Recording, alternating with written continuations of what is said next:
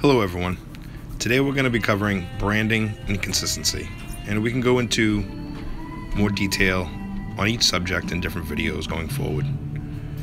So, on a recent trip to the mall, walking through just one floor, noticed there was at least 20 different stores offering, we'll say, cool t-shirts, different themes, different images, different brands. Several things popped out to me as one, some of the same images were in different stores altogether. So cross-branding from one company into different types of stores. Second, I noticed a lot of the images on some of the shirts were not consistent from one to another. You can see right here, there's the bottom of one hand, and the next shot you'll see a small piece of white will be flaked on right above it, right about there. I did not dig through piles of shirts to see any of these inconsistencies. These were just right on the top of the rack, just leafing through a couple of them. This one is a little tougher to see because of the fine print, but it's definitely inconsistent from one shirt to another. Does it matter? Not really. It's just something we, as printers, question ourselves on what is good enough to give to a client versus what do we reprint. That's between you and the client and how detailed work you do. Every client's different, as we know.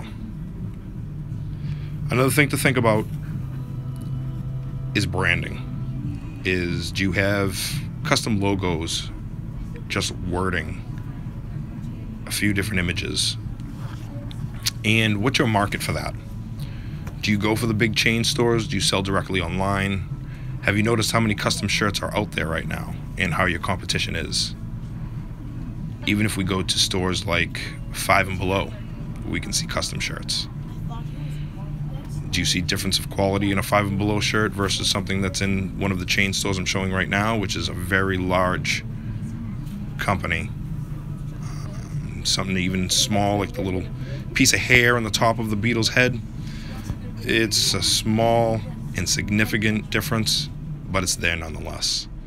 Same thing, you can tell some of the yellow is a little bit more faded in some of the spots. Does it really matter? That's between you and the client. But it's just something to think about when you're walking through locations that do actually have custom shirts already on the walls. How are they branding them? How are they marketing them? Is it custom for that one location, or do you see the same shirt in multiple stores? What's the price differences? A lot of things to think about, especially when it comes down to quality control. If you get a large client, do you print something that's slightly off-center? As you can see, it's tough to tell from some of the pictures, but even on this blue shirt coming up, it's pretty crooked. It's actually pretty wavy. You can't really tell from the phone image, but between inconsistencies on the shirt, small bubbles of ink, tiny things like that, and this one is a little skewed, you can tell. Small things like that is just stuff you have to consider, and when you look around at all the different stores out there that sell custom t-shirts, just think about what you're putting into your own brand, who your clients are, what your target audience is, and what your price points are. A lot of different things to consider when building a brand. Just take everything into consideration. Any questions? Feel free to leave a comment below. Visit us online at www.proverica.com.